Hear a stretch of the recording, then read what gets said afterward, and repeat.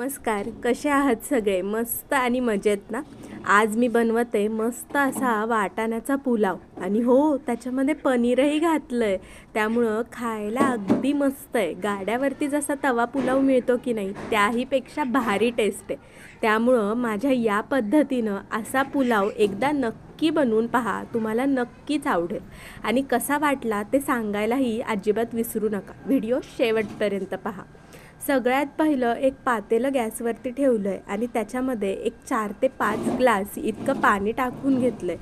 आता थोडंसं लिंबू त्यामध्ये पिळलं आहे, जेणेकरून आपला भात मोकळा मोकळा होईल.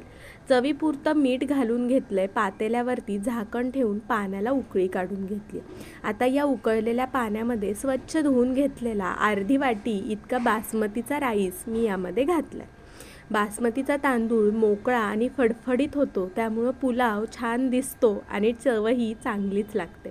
आता झाकण ठेवून आपल्याला हा भात जवळजवळ 90% इथपर्यंत शिजवून घेतला आहे. अगदी जास्त शिजवलात तर भात गिचका होऊ शकतो आणि कमी शिजवलात तर अर्थात भात कच्चा राहील.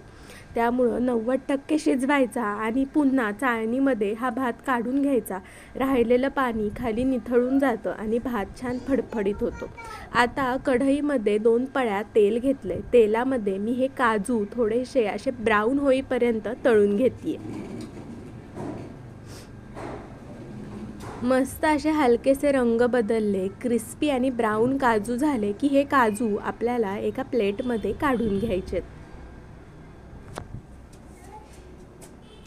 सगळे काजू मी प्लेटमध्ये काढून घेतलेले आहेत. आता याच तेलामध्ये मी थोडंसं पनीरही क्रिस्पी होईपर्यंत फ्राय करून घेणार आहे.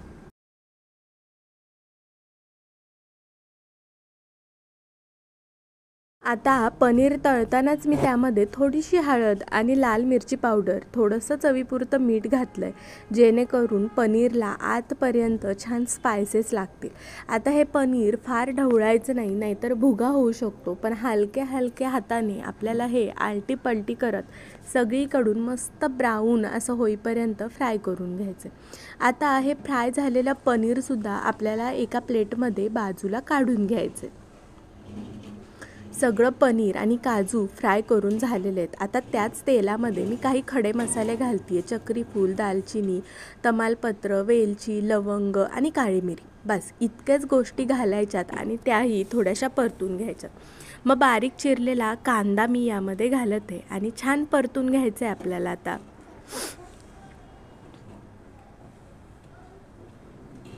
कांदा थोडासा छान तपकिरी रंगाचा झाला की त्यामध्ये बारीक चिरलेला टोमॅटो घातला आहे आणि टोमॅटोही छान मऊ होईपर्यंत आपल्याला परतून घ्यायचं आहे.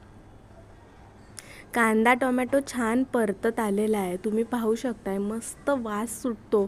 आता यामध्ये बीन्स आणि कॉलीफ्लावर घातला आहे, थोडंसं बारीक कापून घेतला आहे आणि हा वाटाणा घातला आहे. हा फ्रोझन वाटाणा आहे. तुमच्याकडं फ्रेश असेल तर तोही घालू शकता.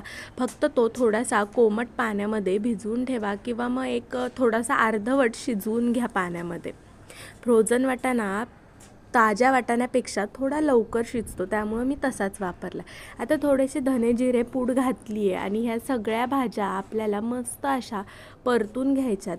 हळदही आत्ताच घातली आहे, लाल तिखट आणि चवीपुरतं मीठ घालून घेतलं आहे. थोडासा गरम मसाला किंवा पावभाजी मसाला तुम्ही यामध्ये ॲड करू शकता. जर तुमच्याकडे बिर्याणी मसाला असेल तर तो घातलात तरीही चालेल.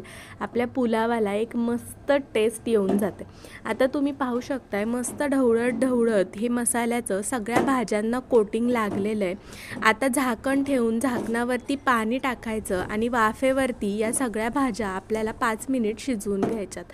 आता मी थोडीशी आलं लसणाची पेस्ट घातली आहे, तीसुद्धा आपल्याला मस्त यामध्ये मुरवून घ्यायची. पेस्ट अगोदरच टाकली तरीही चालेल, मी थोडीशी नंतर टाकली. थोडक्यात मी विसरले होते. आता पाहू शकताय भाजी आपल्या छान शिजून झालेल्या आहेत. ताटावरती जे पाणी ठेवलेलं असतं ते वाफेमुळं भाज्यांमध्ये पडतं आणि त्या वाफेतच आपल्या ह्या भाज्या छान शिजून तयार होतात. आता आपण जो भात तयार करून घेतलेला तो भात आपल्याला यामध्ये टाकून द्यायचा आहे. आता ह्या भात आणि या सगळ्या भाज्या आपल्याला असंच ढवळत मिक्स करून घ्यायच्या. तुम्ही पाहू शकता अगदी 3 ते 4 मिनिटांमध्येच आपला भात अगदी मस्त असा तवा पुलाव बनून तयार होतो.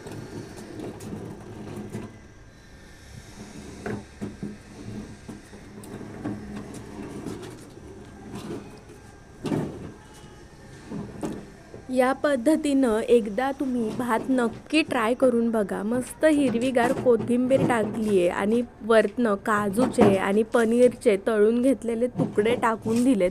दिसायलाच इतका मस्त वाटतोय की कोणालाही खाऊशी वाटेल आणि लहान मुलं तर इतके आवडीने खातील. कारण वेगवेगळे आकार दिसत आहेत, वेगवेगळे कलर दिसत आहेत. याच्यामध्ये तुम्ही अजून एक गोष्ट ॲड करू शकता, ते म्हणजे केसरचं दूध थोडंसं ॲड करू शकता. पण मला काही गरज वाटली नाही, त्यामुळं मी नाही घातलं. असाचही हा भात खूप छान झालेला. तुम्ही एकदा नक्की बनवून बघा.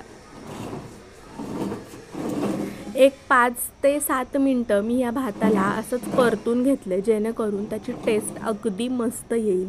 भात आणि भाज्या दोन्हीही शिजलेलं असतं, त्यामुळं 5-1 मिनटामध्ये छान एकमेकांचा वास एकमेकांमध्ये जातो आणि मस्त असा आपला तवा पुलाव बनून रेडी होतो.